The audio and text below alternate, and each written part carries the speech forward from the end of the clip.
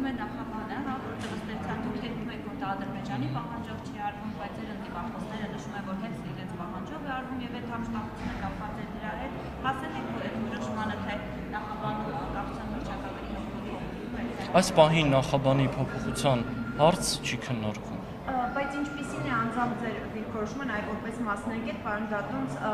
օրինակ վարչապետը ասում է տարածաշրջանային նշանակություն է ունենալու նոր սահմանադրությունը։ Արդյոք այդ նշանակությունը ուղիղ կապ ունի անկախության հռչակագիրը հանել թողնելու դրույթի հետ, որովհետև ըստ էության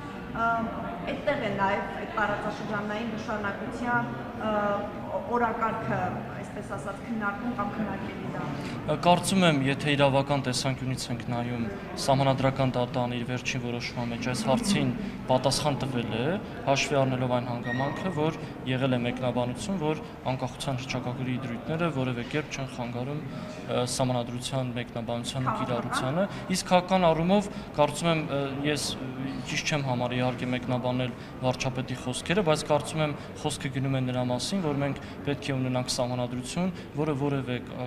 կասկածի տակ չի դրվում հանրության կողմից իր ընդունման լեգիտիմության առումով եւ քանի որ սահմանադրությունը յուրաքանչյուր պետության, պետականության հիմքն է հանդիսանում, սա նաև բերում է իր տարածաշրջանային հետևանքները։ Տարածաշրջանային նշանակության այդ համատեքստի հետ, որի մասին խոսում էր վարչապետը, նախաբան հանել չհանելու հարցը եւ իր ձևակերպումը իրար հետ ինչքանով են առնչվում։ Հա, կրկին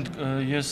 ինձ թույլ չեմ տա մեկնաբանել վարչապետի խոսքից, նախաբանի առումով կրկին նշեմ, որ փոփոխության հարց չի քննարկում եւ քանի որ Սահմանադրությունը իրավաքաղաքական փաստաթուղթ է, իրավական առումով էլ Սահմանադրական դատարանը առնվազն գործող Սահմանադրության մասով այս հարցին պատասխանել է։